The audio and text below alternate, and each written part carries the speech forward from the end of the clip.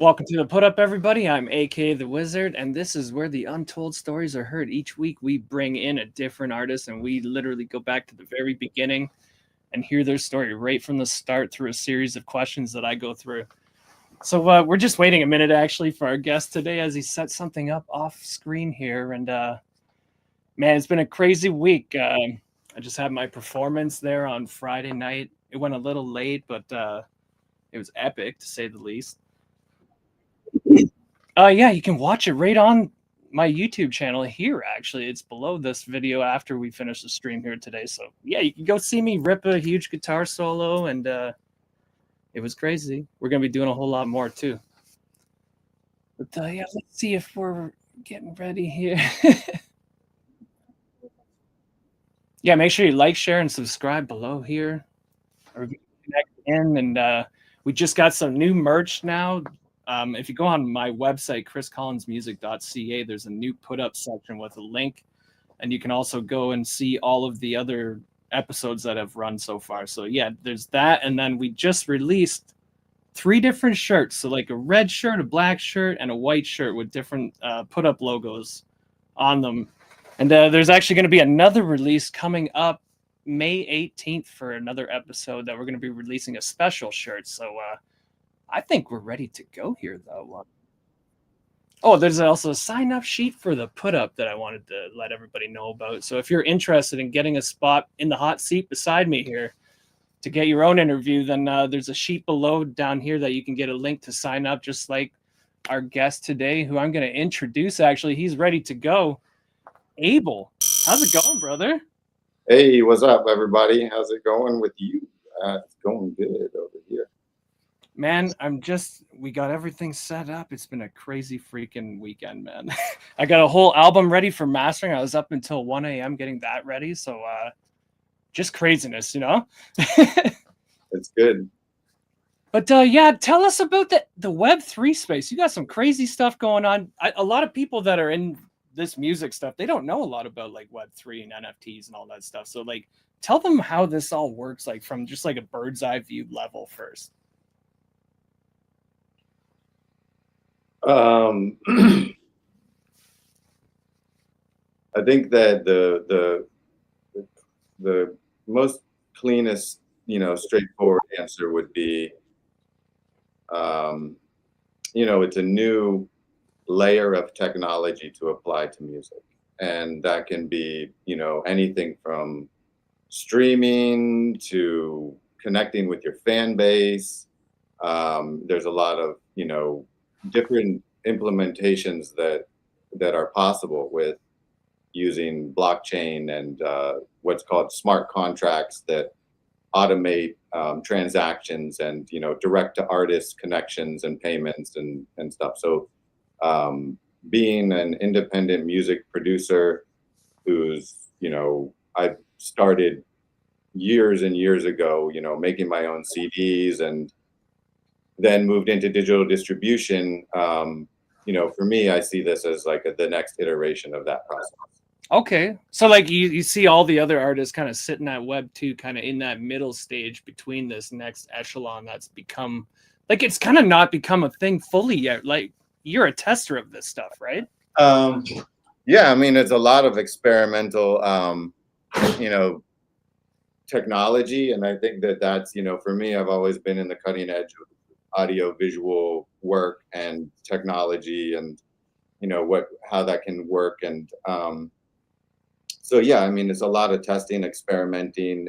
There's a new audience and just a way to, connect with, simply a fan base and, therefore a community as well. I mean, that's actually how I know you. Right. Even like, though you're not as a result of this, yeah, right?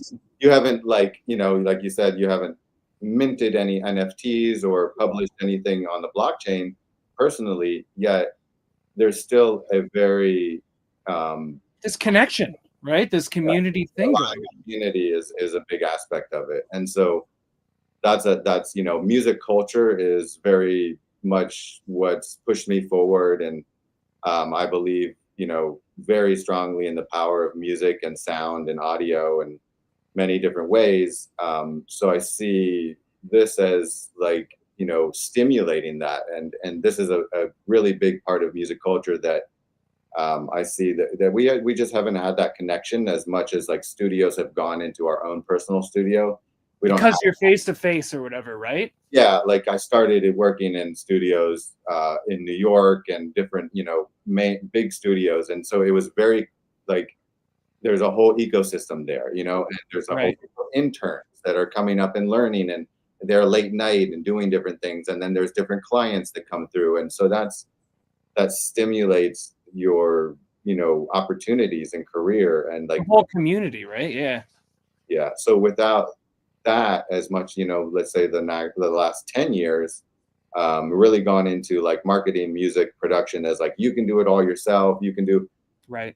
that's great, yeah, I love that, but it also is lacking, like once you've done something, where do you go with that? And now you're in a studio, like alone in a room and not with a product, and you're like, how does that actually proliferate into the real world, right? I think that's a question for a lot of people that make music and want to share it, you know, beyond their own personal, you know, therapeutic uses and stuff like that. Sure.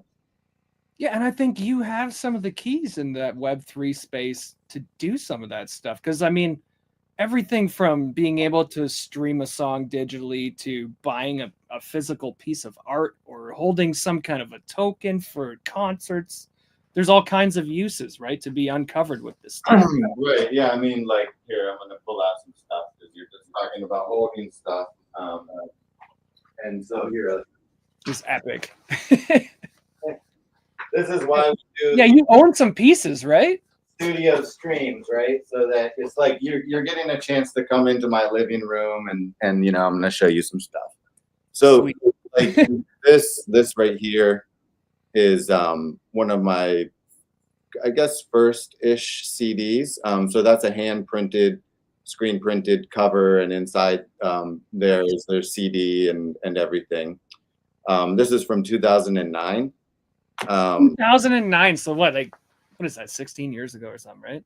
This one Wow. here, this is my first vinyl record that I ever released, Nice. and that came out well, I think it really came out in 2000 or something. I don't know. It was a process between 98 and you know the next 2 years. But this is, you know, I have a couple left over, but this, I sold this record in London. I sold it, you know, everywhere in New York, all over the place.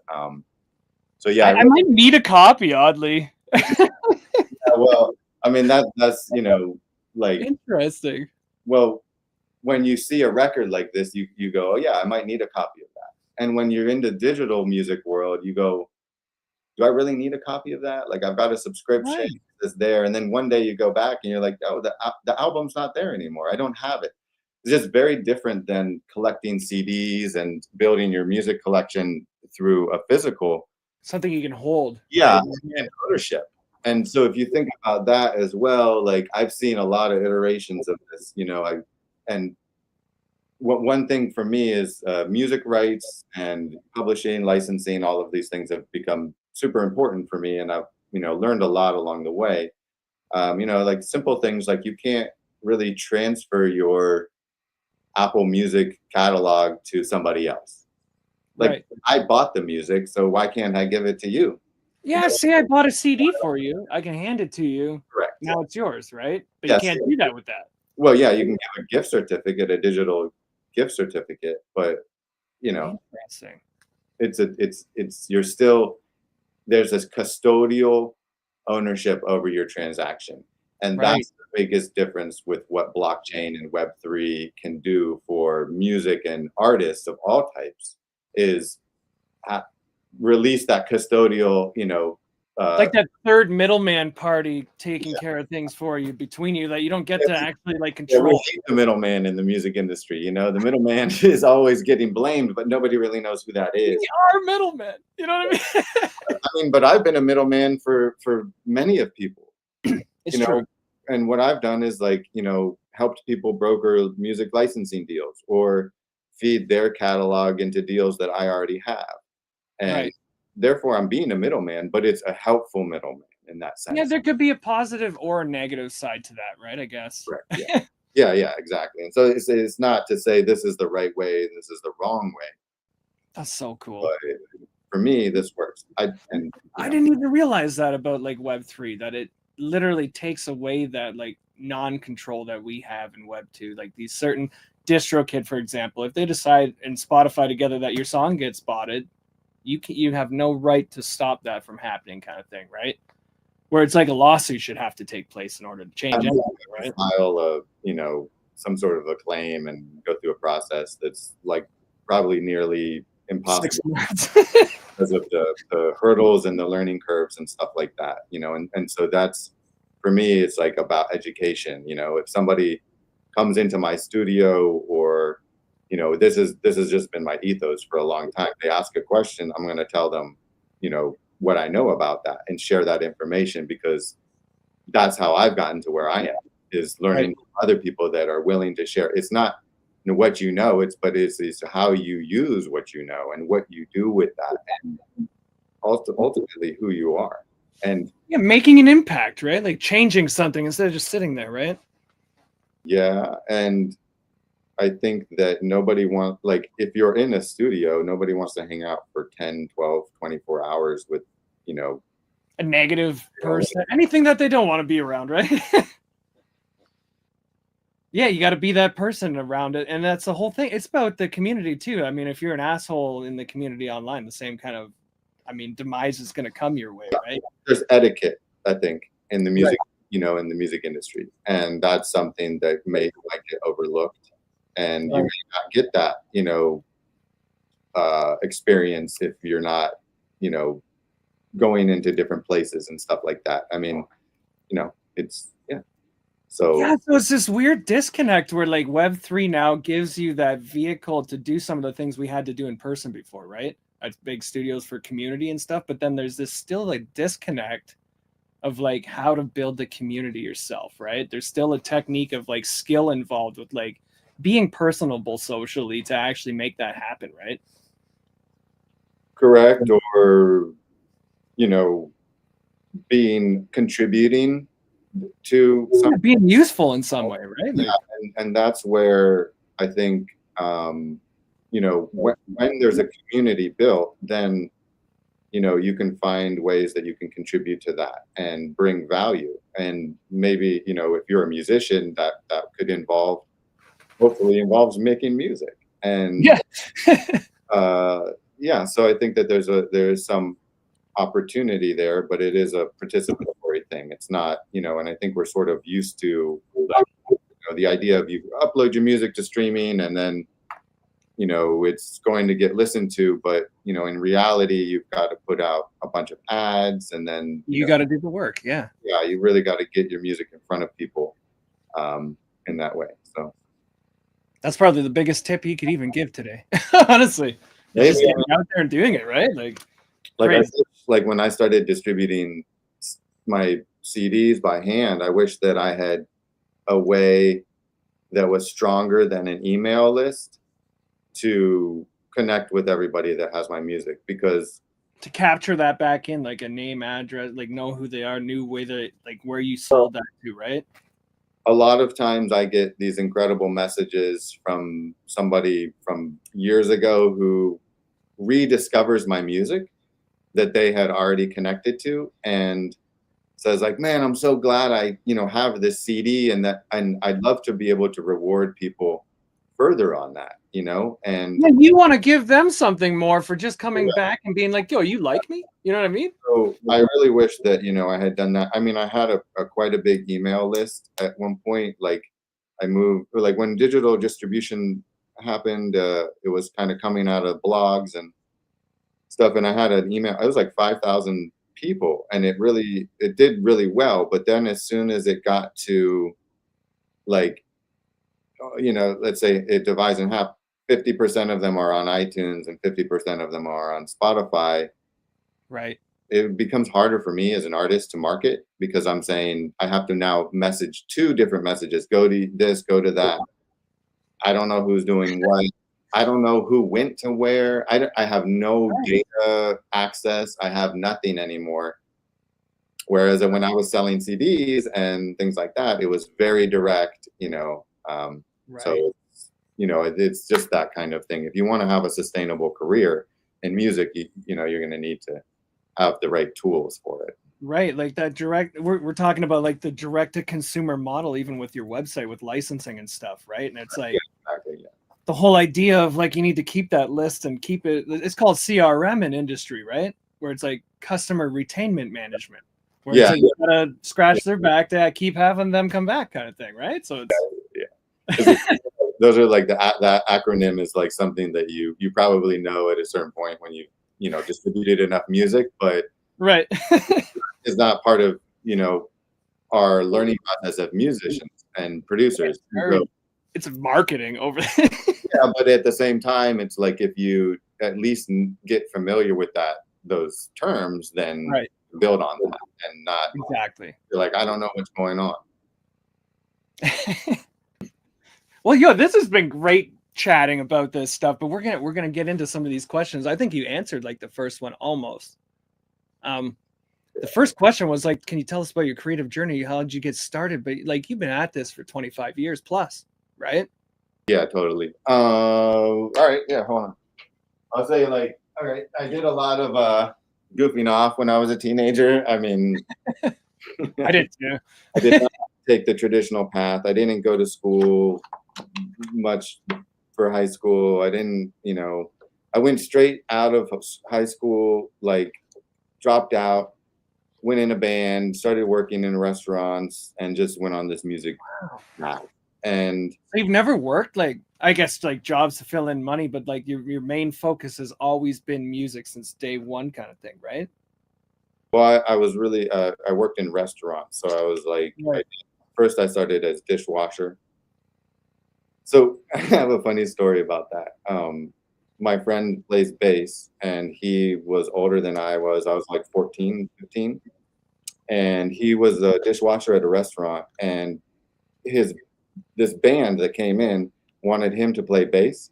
So he was like, "Hey, can you fill in for me?" And being a kid, I was like, "Yeah, sure, why not?" Like, so I just go back to the dishwashing station, and I did that like for 3 weeks in a row. And and then the boss comes in one day, and he's like, "Who the hell are you?" And I was like, "Oh, I'm Chuck's friend. I was hired. What do you mean? I'm standing in for Chuck. He's playing bass, and I'm doing." And he was like, well, there's a whole nother thing upstairs and this and that, but that literally became my first job. And so even though I wasn't doing music, it was still like around the music scene. And that then led me to like moving to I was born in Los Angeles and I live in Virginia now. And so I moved back. I was in Virginia at that point, and then I moved back to LA for music, did some bunch of studio stuff. Then I moved to New York where a bunch of my friends did a lot of hip hop, electronic I music. got a question for you about that. That Mm. I think a lot of people that will watch this will be interested about is like, the whole idea of like moving to LA to do music. Well, Was it a thing? Is it a thing? Is it still a thing? there's primary, secondary, and tertiary markets for music. And so Right. Los Angeles, New York, Miami, those are all primary markets. So, you know, in theory, it's easier to get jobs and stuff. I mean, but not, I mean, I learned that that wasn't actually necessary. So this is what I'm getting at, right? And so, a buddy of mine was starting this studio called Monkey Claws down here in Virginia, and um, I came down to help finish off like all of these live spaces and You're talking like putting acoustic treatments on the yeah, walls and did stuff all like the that. Yeah, yeah. wiring and acoustic treatments and basically built this studio. And we had like a really great run at like indie music and like a big connection to like pulling bands down from Williamsburg and Brooklyn who wanted to get away from the city and do like a week of recording, make an album, hang out in nature. Right.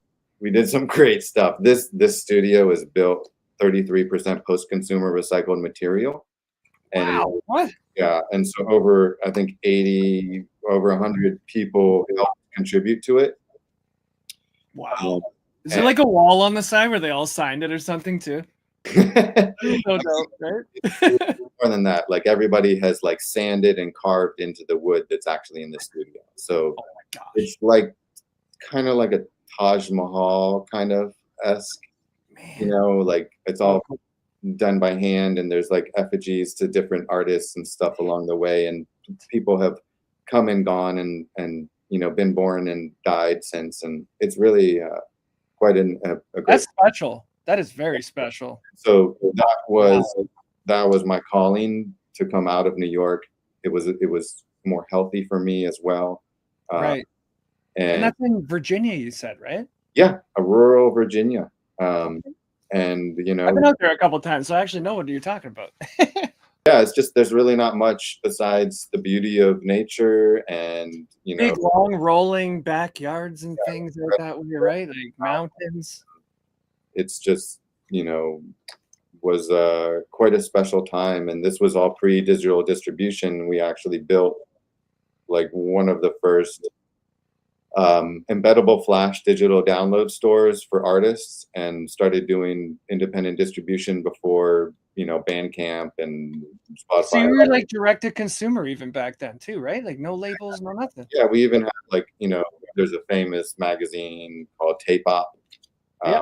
they did a article on us, and it's really interesting because it's like so valid to even now, and that was like 2005. And Yeah. I mean, if you're doing the right thing, you're never gonna be obsolete kind of thing. That's how I look at it. one of the funniest things that it says is like, are musicians even capable of dealing with technology? With questions. And it was talking about AI and how that's going to change music, and we were really ahead of the curve. Well, But and I think we're in the thick of that right now, right? Like with all the AI stuff going on.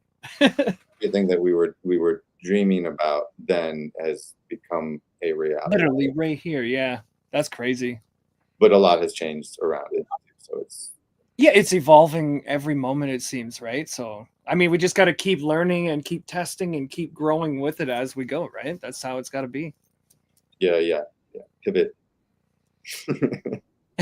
Okay, well, we're going to move on to the next question here. How would you describe your style or sound and what makes you stand out? Oh yeah, man, I probably wouldn't have been able to answer this question like 6 months ago, even as well, because it's So, this. you feel like you found yourself in that time frame? Like, Well, I've heard more feedback, and I've been able to listen to it, I suppose. And I mean, I'm pretty much like what I find that I do is I do a great job at down tempo synth wave style music that mixes organic and electronic sounds together. yeah, because when I heard it, I was like, is this techno? It's too slow to be techno. Or, you know what I mean? It's got the same kind of beat structure and stuff, but then it's like chiller. They're like drum and bass is probably the fastest music that I like to make. Okay. And like that, like 150, 170, that's like very fast. And um, but I like drum and bass, and that's a fast music. But I I wouldn't. love the atmospheric stuff that I hear in your music, like all that other stuff that's like you can almost see it in some of the visuals, like smoke coming up out of something or whatever. You know what I Yeah, mean? It really does like make you emotionally feel that way too, right? Like a rising kind of thing, almost in all of your music that I heard. yeah. I mean, it's like I started early on with like the record that I showed you earlier, and all of this stuff is very sample based. I made it with my ASR 10 Okay. and Sonic sampler keyboard, which is behind me somewhere, and then kind of moved. Like I found that like my music was very appreciated in the world of film. Uh, Yes, like sync type stuff, right? Yeah, I mean, like I've done a lot of work in outdoor and documentary, and especially rock climbing film, sort of Okay, its own. interesting. So, yeah, once I sort of found like the world of film, and like I could apply my sound design skills, and you know, producer skills. That I mean, it was like a while ago, but somebody was like, "Hey, you've had a career in making music for film for 13 years. Do you want to talk about that?" And I was like, "Well, I mean." I didn't realize that was going on, you know? It's kind of like blindsided off the left field there, eh?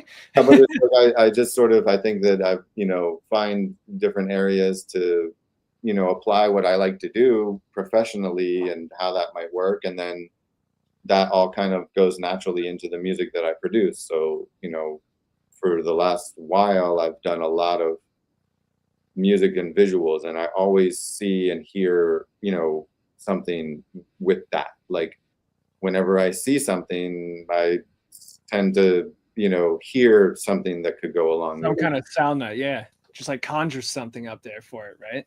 Yeah, yeah. There's you know, there's a term called synesthesia, which is Where a you see sound or whatever, right? yeah, Is that you, what it is? well, there's like 52 flavors of it. Right.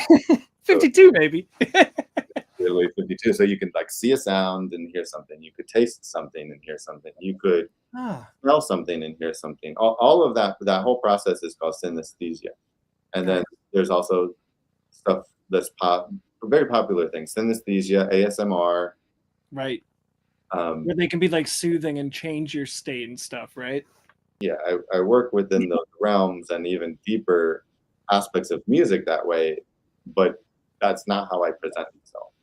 And Man, I actually got into a discussion about that with a guy the other day, how there's still so much more to uncover in that area of like health and music, right? And yeah, vibrational frequency and that stuff. yeah, that's where I'm sort of evolving to because of a lot of feedback that I've had. So like I've not only have worked with other people who've developed sound and healing technologies, but I've found organically that people say my music helps them to chill. It helps them to calm down. And Right, right. And it that's hasn't. I think I heard that in a live stream on the Cloud God. What do we call it? Cloud Point episode there, maybe right? because it's, you know, Yeah. very evident and also a lot of people in the Web3 and when you get into the internet and there's people that can't like function sometimes spend quite a bit of time on the internet and Right. It's like neurodivergent um, spectrum type of music is an incredible diet, you know, just source of medicine in that way. And my belief is that we sort of self-diagnose ourselves in the music that we like, so right. that like say, okay, like I like this style of music. I like to hear that. And it That's kind of helps whatever your condition is or whatever automatically, right? you're something there because you're attracted. I mean, it's a natural attraction, and I found that that's just been proven to me over and over again without me forcing that as an outcome or something. It's almost the same idea as like when you're craving a certain taste or food or whatever. It's like your body lacking that nutrient, right? Same thing. Could be, yeah, or Interesting. yeah, I don't know. I mean, there's a lot of No, so like, have you cracked the code yet? Do you know how to make a sound affect a person in a certain way when you write it or well, make it? Or... is I mean, it's not a code that I've created or cracked. I mean, it's like there's Right. actually a technique to it, and if you look at emotion and music, and like in film, you would write in those. Yeah, the ability of like a composer to be watching that thing and then kind of do that right at the same time and make something that matches that. Yeah, you can tension, you can create, you know, all different emotions. Uh, music promotes emotions. Like that's what it does for us. Right. It can just be like, I don't like that, turn that off. Or it can be like, oh my God, this is incredibly beautiful and almost wiping away the sensation of time and like that we're, you know, even in this human experience. Like, Right. so yeah, I mean, there's ways to do it. I wouldn't say that it's like I know exactly how to do this and that. It's always a challenge.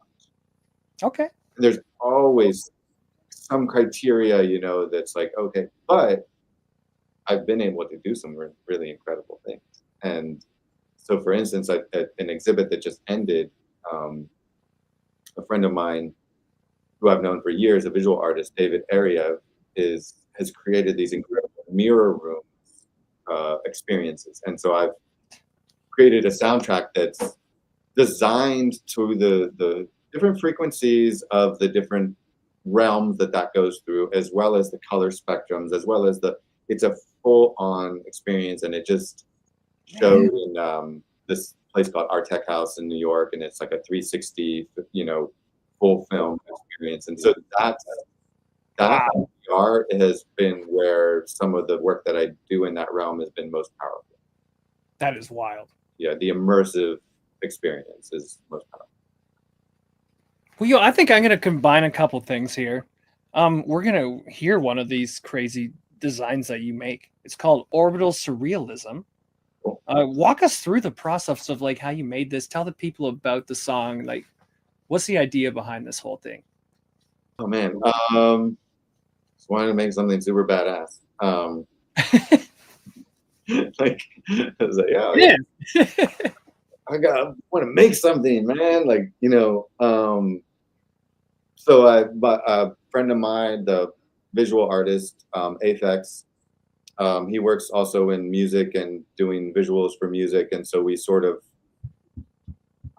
came up with this concept of like creating these different shapes that represent like maybe a universe of shapes, and just how we could like morph between them and match that to the beats and have that language express itself and just kind of weave it all together.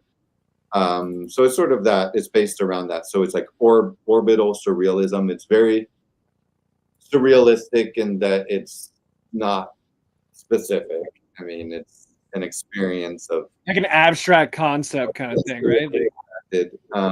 But it's orbital in the sense, and that it's, there's another piece that goes with it called Dichroic Dreams, and so that's based, that is like a full studio scene that shows like the different like process of representing and finding that what we feel is like a very satisfactory relationship between the visuals and the audio, and that's it. That's the goal, is to really find something that speaks to, both to the audio and both to the visuals, and it makes us feel good. And yeah. Well, we're gonna watch it right now. Everybody, pay attention to the audio and the video at the same time. Yeah, that's cool. You can spin that. Roll it.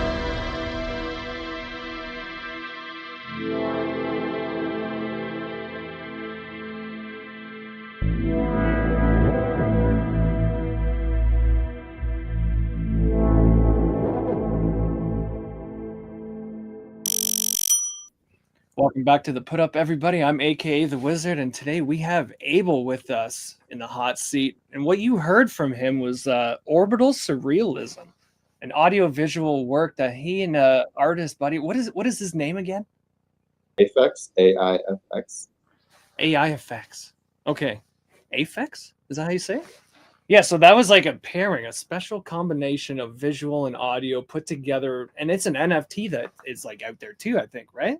Yeah, correct. Yeah, so that's a collectible NFT. So it's a digital collectible audiovisual token that's on Ethereum. Nice. Well, like, find out how to go grab one of them and get it. Because it's sold out. Oh, sorry, guys, you can't get one. You I know have, what happens then? It just goes up in value because now if people want it, I have other works available, yeah, but there's tons. There's tons of stuff, right? once it's gone, it's gone. That's what's so similar to vinyl. You know, you, I like that idea. Yeah, that's or sick. like if you're shopping like in like a secondhand shop, you know, or an antique store, and you see something that you like, and then you're like, oh, should I get that? I don't know. And then you go back the next day and But you're I like, get it. on, and you're like, what? You can't get another one. You know. So Yeah, you better grab it right then when you see I it. like Right? that. I like that. I like that aspect. I like rarity. I like gamification. I like collecting things. I'm a collector myself. I collect I a lot. do. I collect things too. Actually, I have an NFT collection of like 40 pieces right now. Oh, so you collect NFTs? Yeah, so like I have a little like my idea was like one day I'll be famous and I'll have this NFT collection I could sell for millions of dollars or something of my like custom curated collection or something, right? So it's like I found these. I helped a guy, my buddy Rob, actually, he owns CryptoFucks, which is like a PFP type NFT. Hmm. And I minted 7 of them, like in the whole thing, 7,000 sold out in like 3 minutes. So I Hmm. got 7 pieces and I'm just holding on for dear life with all of this stuff. Yeah, I mean, well, that's kind of like I think that you, in order to do anything, it's like it's nice to get in there and experience it. And I would Right. say, like, being one of the things that has really informed me as a producer and independent, you know, music guy that's been able to do stuff is like I'll go onto the other side of the experience. I'll buy that merch. I'll go, Right. you know, collect the NFTs, and I'll go stream Oh, from come the, around me. you know what I mean? And like, you get so much information of like what you're delivering to somebody and what you Yes. can do to make it better, to make it easier, to make it cooler, you know? Or like, Well, okay, and then in the Web3 space too is just interacting with blockchain and numbers and addresses and understanding how all that stuff works to even purchase something or move it, right? Like, there's a learning curve to it, and I resisted it for quite a while. I mean, I came in, I didn't know what was going on either, man. Like I didn't like, you know, it's like if you, I mean, that's another thing. Like, dude, I freaking read like keyboard and sampler manuals, like oh, I in, got one right over here actually, I think, for you the know, MPC I've been going through. yeah, like, you know, I just because like even if I don't need to know that information, like if I just have time, I'll just read something technical because I like to learn, I guess. And even though Right. I dropped out of school, I still like to learn. And that's, I think You've that been learning ever since you dropped out, eh? yeah, pretty much like it doesn't. I think if you know how to, you know, teach and learn on your own, it's an incredible world right now. You know, the Yeah, reason with AI and like you just to, Google and do whatever you need to do to learn whatever you needed to learn, right? And it's there. I mean, there wasn't there. You can go onto YouTube and you can find like quite a few people like myself in interviews, like you're doing. You know, Right. that wasn't something that existed for me when I was starting. So Well, I, thanks for coming on here and like sharing some of this like detailed information that other people probably like, would never get. we had to go to like record shops or a studio or, you know, a hangout graffiti spot, or I don't know, like a show or something that was like a musical event in order to Right.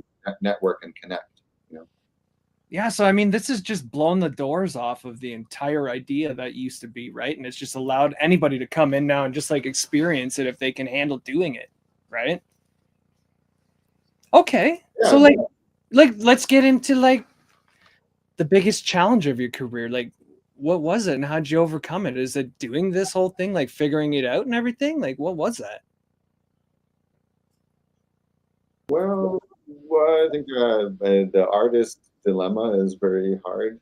Um, balancing something between what you believe in versus what could make money, and having the audacity to try to risk things.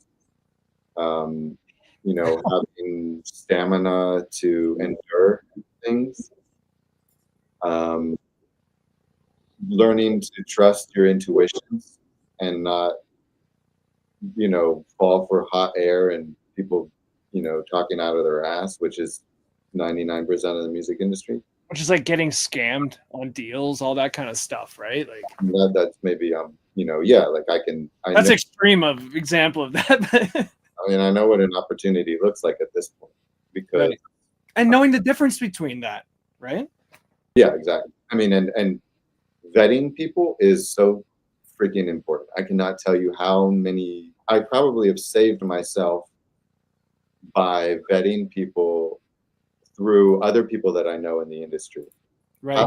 Having somebody that you can ask to become your mentor is almost necessary, in that you will get to a point when you say, hey, look, like I don't know what to do right now.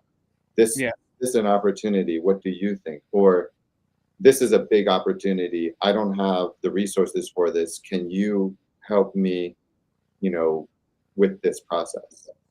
That that's like, yeah, you just need that, like, I I mean, have a rule in business because we've been a corporate family since I can remember as a child, even, right? And yeah, it's always like if you don't have the answer for something, find somebody who does, right? It's just yes, how it is. yeah. And how do you trust somebody like that in the music industry? That's why you Right. need to make friends. Not everybody that you meet is going to be your Like next. advocate or whatever, right? Like they could be against you. They're also not going to like be the one that cuts you a deal.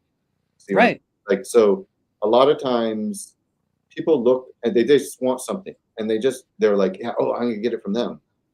I say like more like just being friends with people, like over 5 years, that's when the big opportunities come. Because Right. as they grow, they'll be like, oh, like I now need to tip it to have a trustworthy resource. You become valuable, and you are handy, Well, and you've been around for 5 years, so that's part of it, right? Like well, that's the endurance thing. So you have to set things up for yourself that you're going to reap the reward on continually. So that doing movies, amazing info. radio, signing up with ASCAP, sign up with BMI, enable yourself to get. Minimum checklist, right? Like Yeah. It's not even like I think I paid $100 to do all that, like back in the day. I right. think it's free now. You know, um, that this is what I advocate for, and I try to disseminate this information and build a community for producers around it at all different levels. Whether it's you're just trying to make music on GarageBand, or you're been making music for longer than I have, but you want to know how to use something that this is where I'm at with it. I've gotten to a place like where I have enough time where I can contribute back. That's where I've gotten to now too, is like trying to find ways. That's why I made the put up actually, is like trying to find ways to help other artists do what I'm already doing. Right. But we're here together to do this. Yeah. It's like, I'm so glad I met you because I feel like you're on my same level when it comes to that kind of stuff. It's great to hear. that's why I want to come and take the time. It's not like your chance like sponsoring me and I'm going to demand something. Like I I want to build with people. I see that if you continue to do this, maybe we'll do three more. Maybe we'll talk about something specific. Maybe we can get into Right. some edutainment stuff. Yeah, you know what? Because you're an engineer, right? You know a lot about mixing and like the audio frequencies and acoustics and all that kind of stuff, right? I run master classes. I could have you come in maybe one time and like help with some of that stuff. I think I've recorded over. I know I've recorded over 100 albums for people. Damn. Wow. I mean, I have 6 sitting up there that I've done, but it's like, wow, 100? Yeah, like Shit, bro. I know. I like look back one day for like 5 years. I just did that every single day. Wow. So It's amazing. did a lot of work, And Okay, so the next question then. What has been your biggest success that you can even speak of at this point?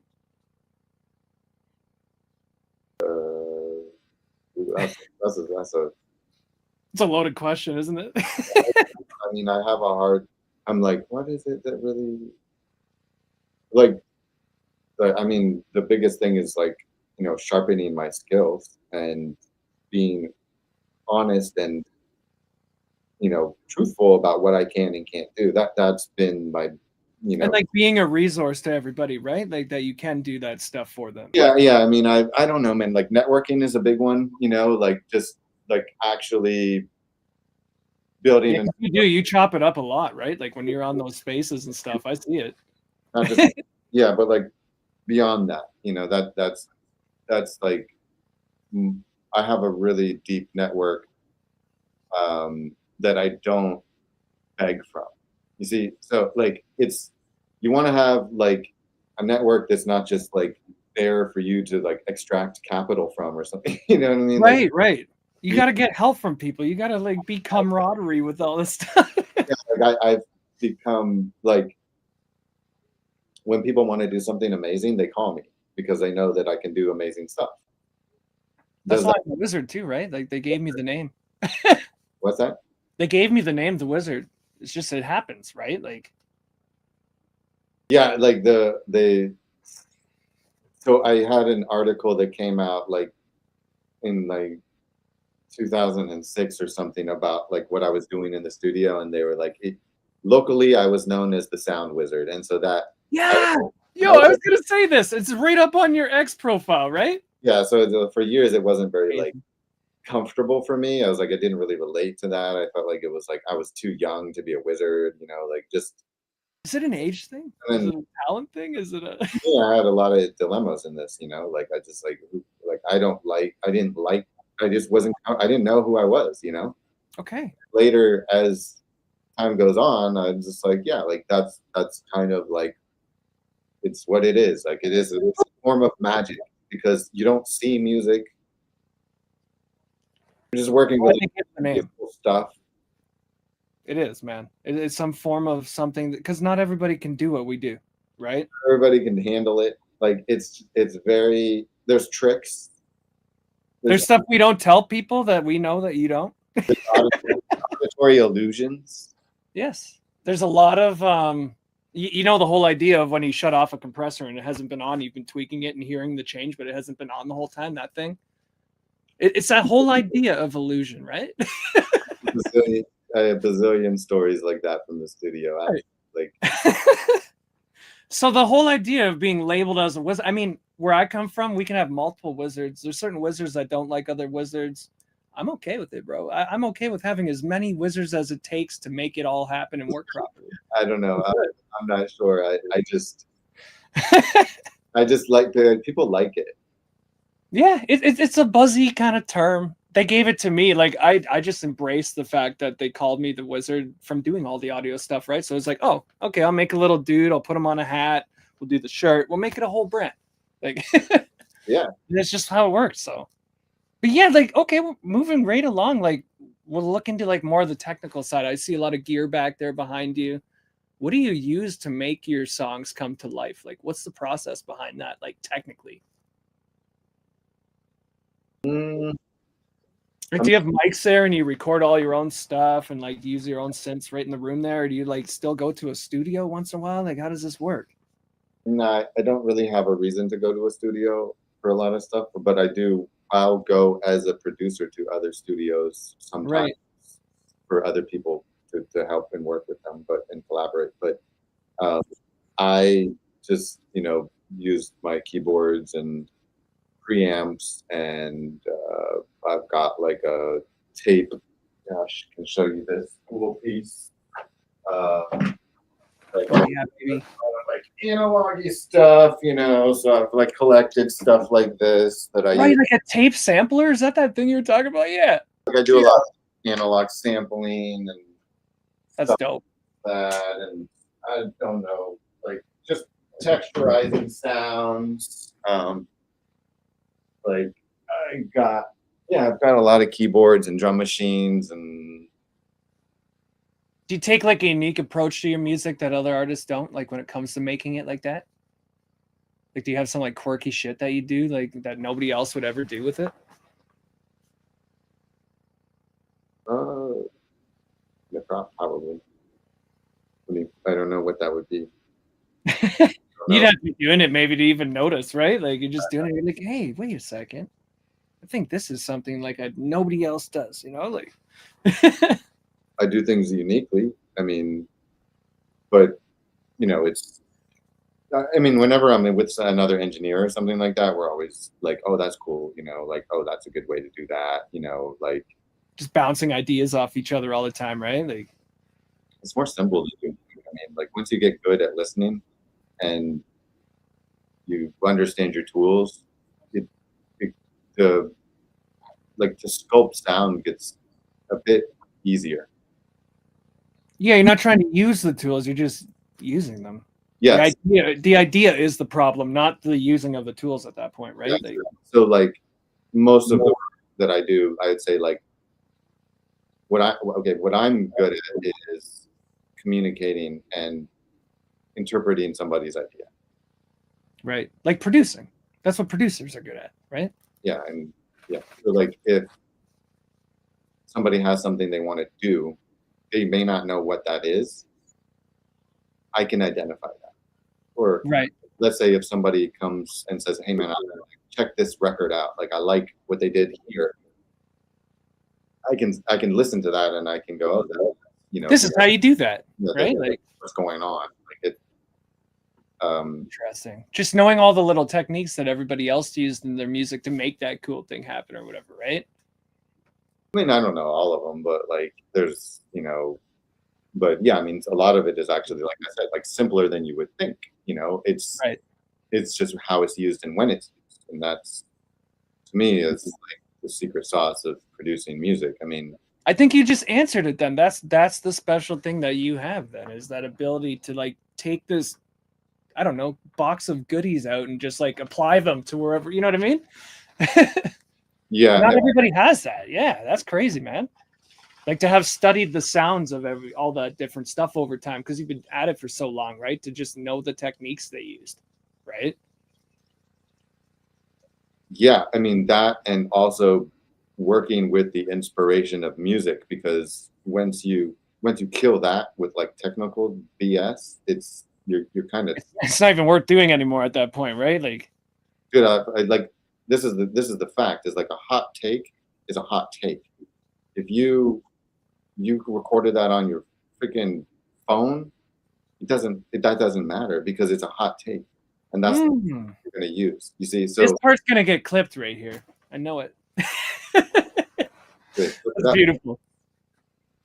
Yeah, No, it's important that you know that because not everybody has like this high end gear, right? So it's like I've received stuff that was done on an iPhone that's on Spotify right now, for instance, right? you It can sounds good. make something sound good with the tools that It available. sounds good. Yes, I was amazed. Like if you think about a song, it's really like not that much math. You know, it's 3 minutes. It's let's say it's ultimately 8 different sounds. Right. You know what I'm saying, like it's not. You're It's like, not a lot going. and so like if you record a guitar solo, you only are gonna use it for like let's say like 15 seconds. Right. So why does that take us a 1 week to record?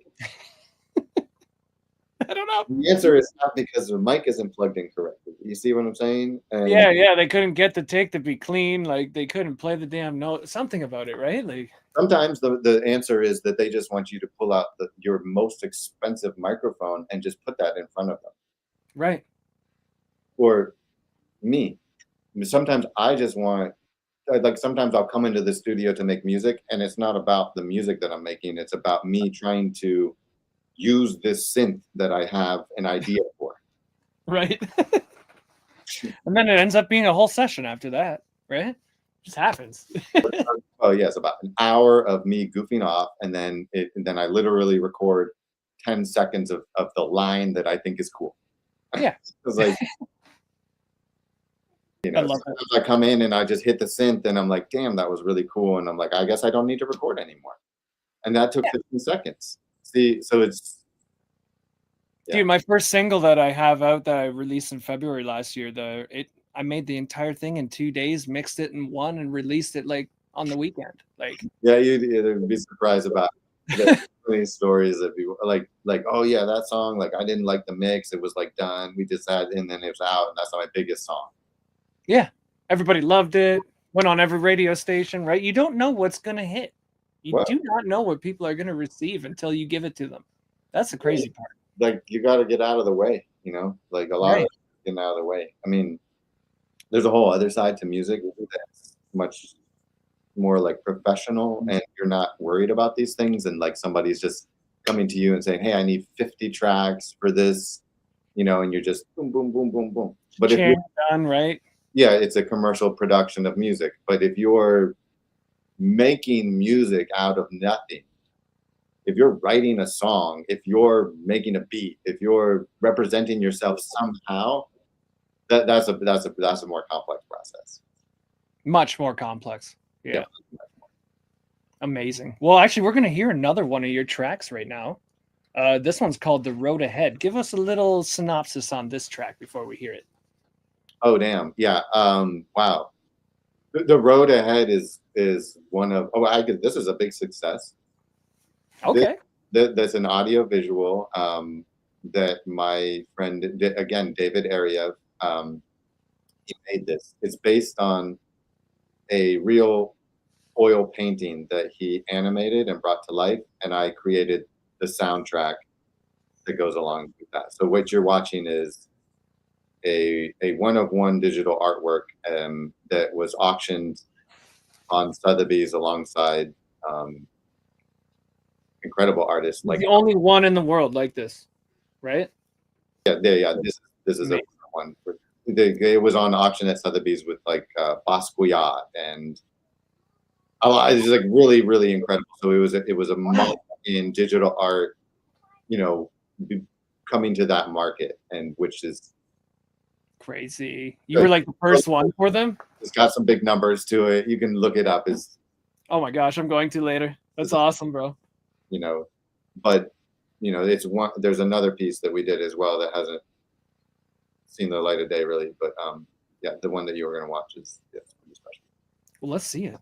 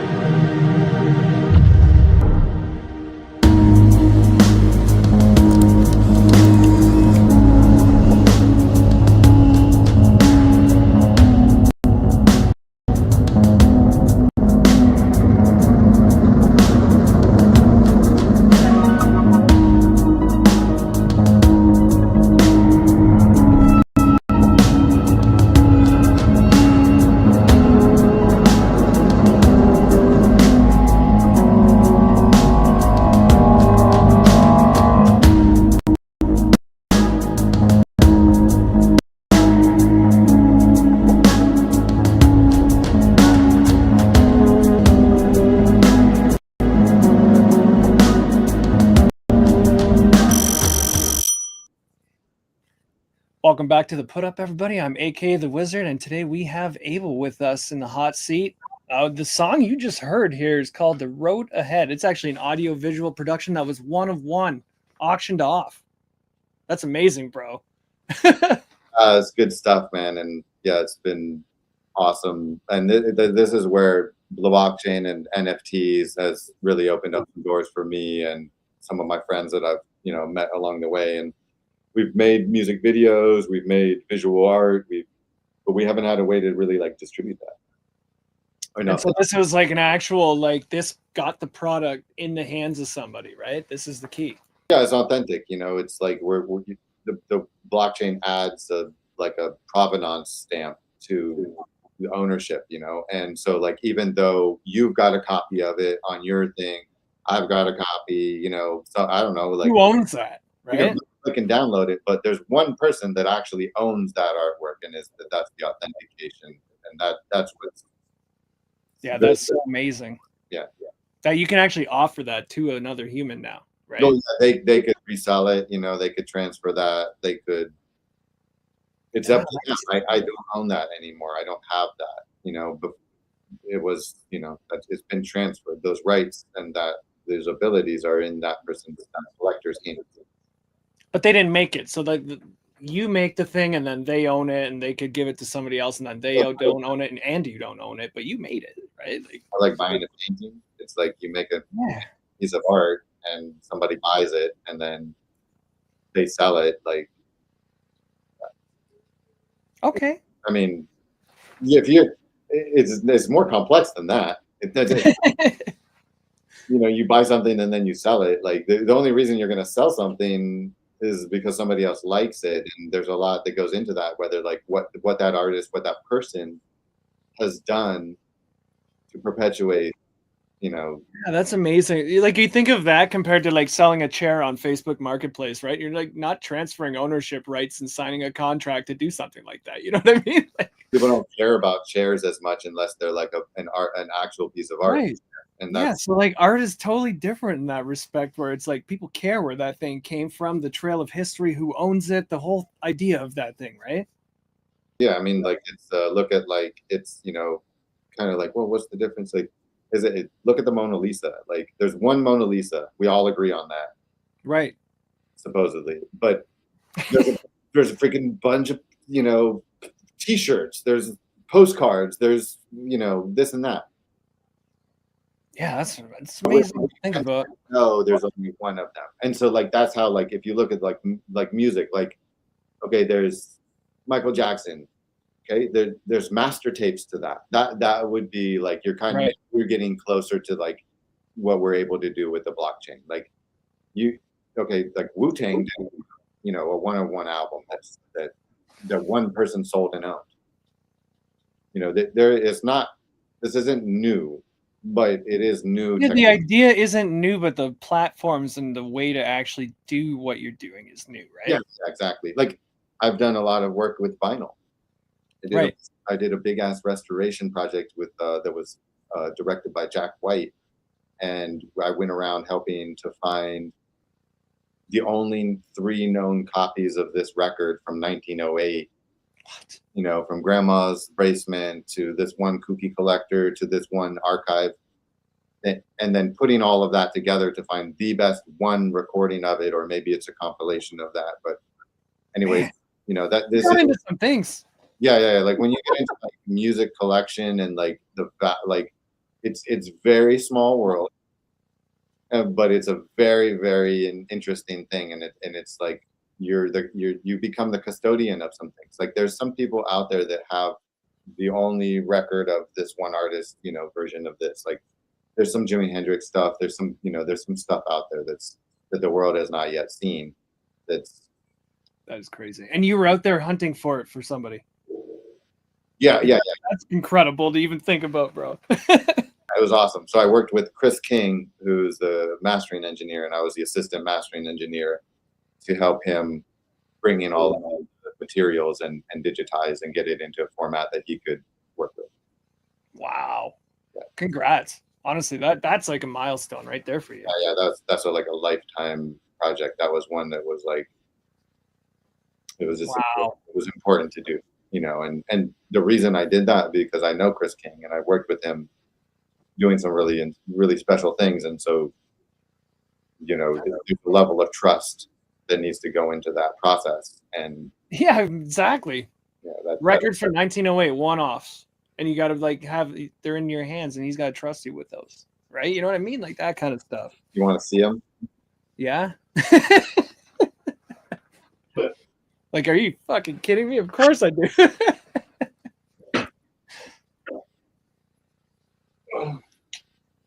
Look at this. Just some of the like relics that this man has.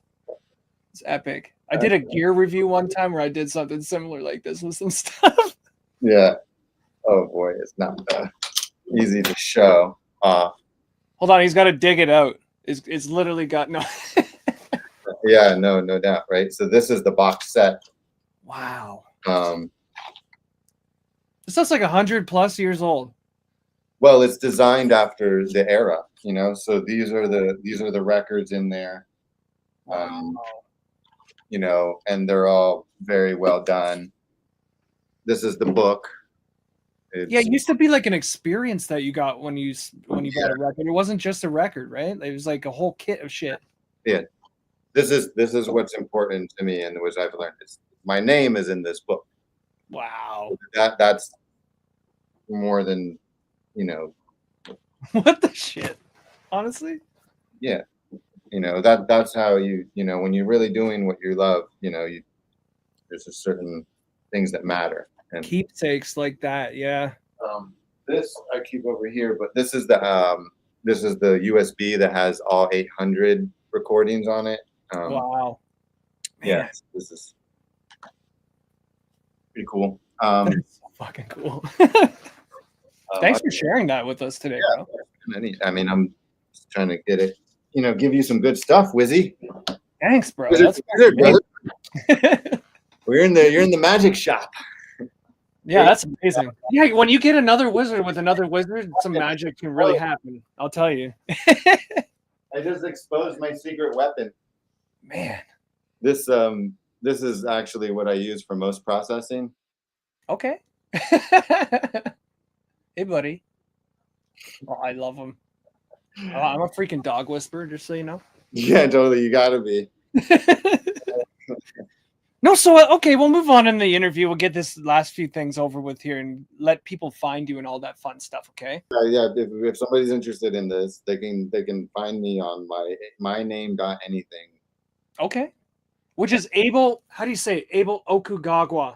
Okugawa. Close. Abel. Yeah, I almost. I'm still learning my name. It's Abel Okugawa. That's the one. Yeah. I think if you just put in Abel a lot of places, it'll come up too. When I was looking around, maybe because I know you, but I don't know. I think it just comes up that way a lot. You're a pretty popular guy. That's it.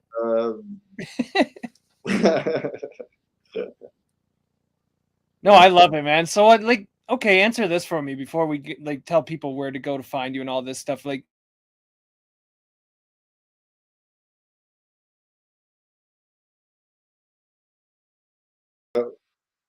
Did he real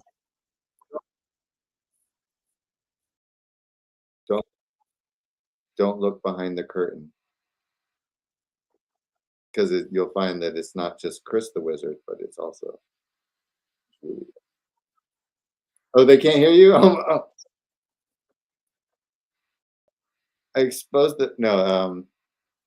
Yeah. Well, you prompted me the question. Tell me again. Well, Chris.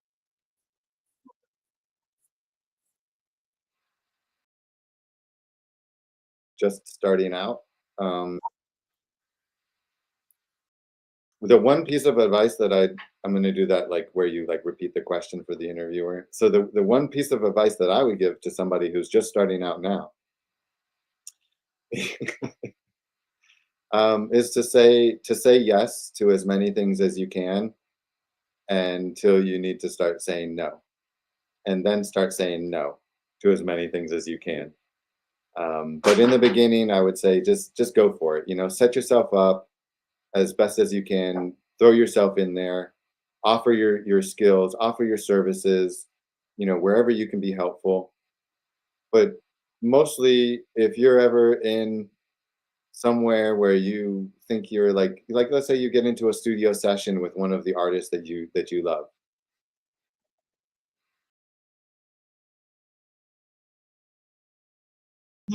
All right.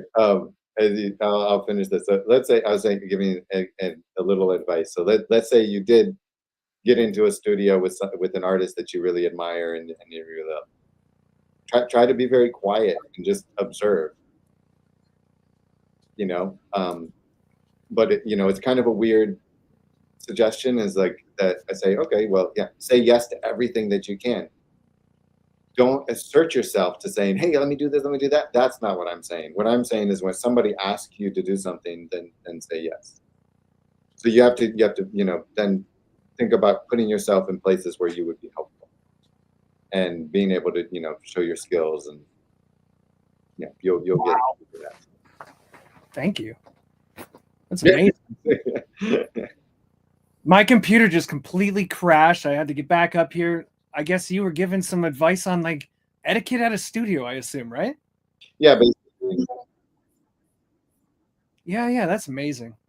Amazing, bro. Because you, out of anybody that I know, you probably have the most experience in a studio, sitting there doing the job, right? Like, Well, that's awesome, man. Well, I'm an open book to if you ever want to ask something, or yeah, that's incredible. Well, and it's less common to be at big studios today, but they still exist. Like I have my mastering engineer who owns like a big $1 million studio, right? yeah, And like, I have a lot of friends that work in big studios and stuff. yeah, they're having to kind of like pivot how they do their business now because there's so much availability of just people doing their own thing with gear. So they're becoming like a mixed facility more so than having people coming to it now more, right? So it's Well, just like having to shift with that, right? I mean, Quad in New York is a big one, and that's just like Quad Studios is like an amazing facility for like studios, and it was kind of like it's like maybe like some other studios that they all combined to create that, and so that still really provides a great, you need a place where like your engineer, your producer, your artist, Can everybody like be together in that one place that and actually, everywhere, and then you need like basically a facility for that. That's the type of, and those are like like Sony, some of the larger like labels, right? they keep those studios for their clients, and that's, yeah, I mean, studios are really necessary, but like some of the stuff like that I'm listening to now, and like some of the new music is made on a laptop in a room with a bunch of people with like a microphone, and just that's it. Right. Loops. That's what I'm saying. Like they said, well, all about getting a hot take and also communicating and being a cool person, because like sometimes like music necessary, like sometimes people will like your music because they like you. Right.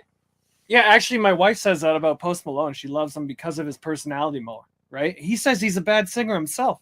I think he's great, but Yeah, one of my good friends that I grew up with and went in bands and stuff, he's like he's the guitar tech for Post Malone. okay. Yeah, another one He of has my, to wait. He has to like set the guitar up that gets smashed at every concert. yeah, everything. Did you see those did you see the guitar straps that he was wearing on the at the Yeah, yeah.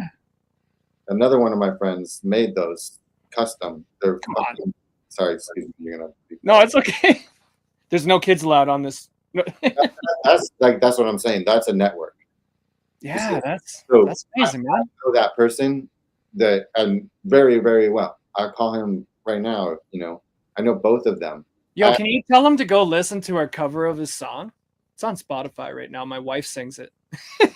Kind of a weird thing to ask somebody, like, I know. It's yo, we're trying to get the motherfucker to hear it one day. to We be will. honest, it's like that, like what would that do? You know what I mean? Like it's like nobody wants, you know what I'm saying? Like, but like it took like 10, like this is like over years, right? So like, Yeah, that's nuts to know those people like that, right? Because you're just in the back doing your thing, making music, whatever, and they have to come through.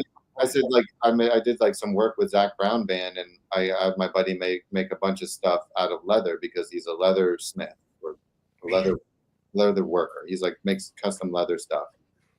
And I was like, man, I know there's a place for this in the music industry. I know there is. And Right.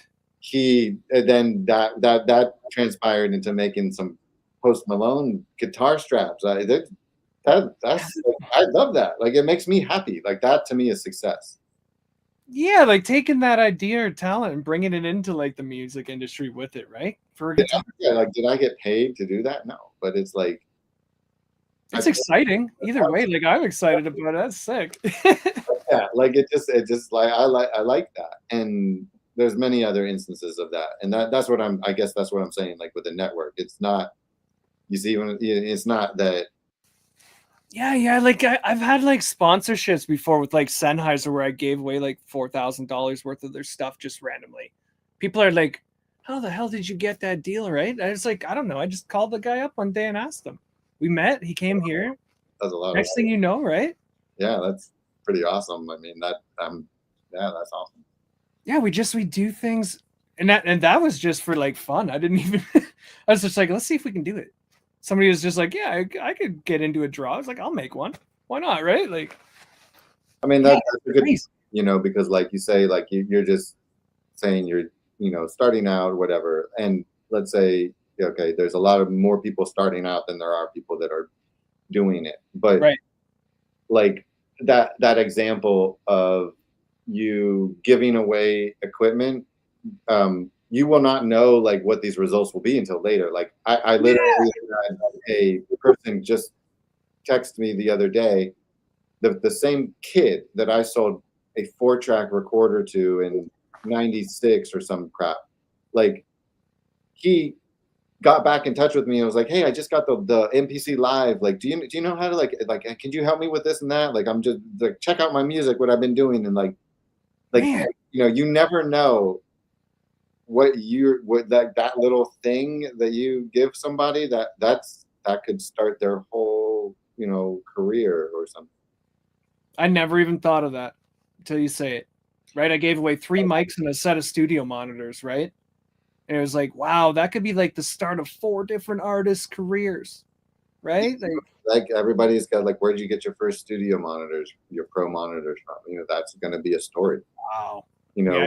I never even thought of that, man. That's crazy. Okay. Epic. Okay, so tell us what projects you're currently working on. What's next for you? How do people get involved with like your work? Your website is a big thing, right? yeah, I mean, you can go to my website. I've got like about 500 tracks on there that I've produced. So you can basically sign up, create a free account, and then you get access to listening to all my music. So Nice. that's where you can do that. And then if you want to go on Instagram, just look my name up. I'm also over on Twitter doing a lot. I do a I think lot. I got those down below here, actually, the link for Twitter and a couple other ones Yeah, too. not Twitter, it's called X now. But X, yeah. yeah, use that social media platform for a lot of my Web3 and NFT related music technology stuff. I also run a show every Friday. It's a live audio space on X called the NFT Record Shop. Yo, is that your show? Yeah, I founded that Oh with. shit, okay. I gotta come see it still. I've been meaning to keep guiding back there, and I'm always like, shit, I missed it again. But Yeah, yeah, that's I gotta get to that one. live, like a live podcast radio type show that we deep dive into music and samples and technology and all that stuff. It's I think it's like we get like 150 people come through every week, so it's a good, you know, variety. And it like we play demos and stuff like that. Like it's very cool. Sweet. Yeah. So, like, guys, you can come and hear from Abel on X anytime you want because Yeah, he's every in Friday. spaces, he's chopping it up in other spaces. That's where I met him on the Cloud Point episode there, right? Yeah, So, yeah, yeah. It's like tons of knowledge. You have tons of knowledge that everybody else doesn't have about like audio engineering in the music industry from being there so long, right?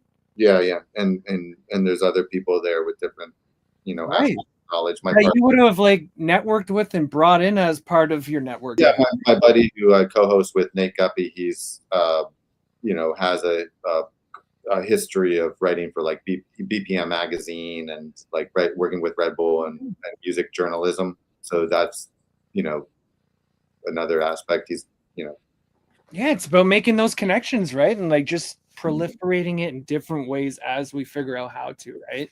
yeah, sometimes we speak different languages and stuff. We have like people that can speak Spanish and Italian, and we had another DJ that started with us that spoke Italian, Spanish, English, and We're almost getting to like a church service or like a court session or whatever where you got like translators in different languages like live just doing it for you. there's like a video sign language person. Like a guy over there doing the thing for the We would like that, but it's super accessible though. It's like it's great if you're interested, if you're like, if you want to know more people and build community and stuff. I would like just go, like there's a few spaces on X that right. do well that you can interact with live. That's great. Yeah, and I mean that's what got me out of my comfort zone getting on lives. Like that's what caused me to build this, to be honest with you. I got onto like that Cloud Point episode the one time and talked on public, like not camera, public mic, you know? And like that was the first time ever. And then after that, I was like, dude, I can do this, you know? Yeah, And then they enabled me, really. this is why I do it, man. There's like not that you're that what you're saying is true for a few people that I know, and that's that motivates me. Yeah, man. Yeah, it's Okay, about so people can find you at all these different places. We got them all listed below here, actually. sweet. And yeah, so otherwise, thanks for coming on here. You've been a wealth of information, bro. Yeah, I'd say the other cool thing I'm doing, and I mentioned it, is I'm right now I'm developing the sound design and music for this uh, NFT project that's based on pixel art. It's called Chronoflex.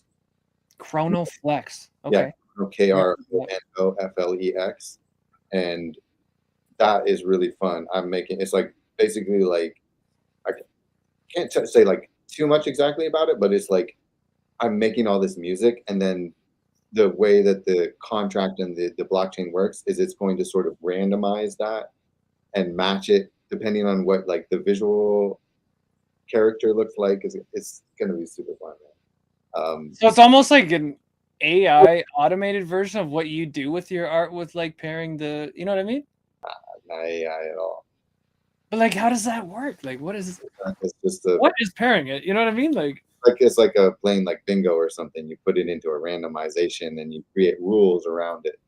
And then it just goes bing and generates it based on that kind of thing. Yeah, based on the rules. Like, so this is I love this aspect about NFTs, and I want people to think like this, that as a collector, you are part of the distribution now. Because when you interact with an NFT collection that's minting, you're pushing another edition into the world. Right. So that's you're a creator in a way. Yeah. Right? Yeah.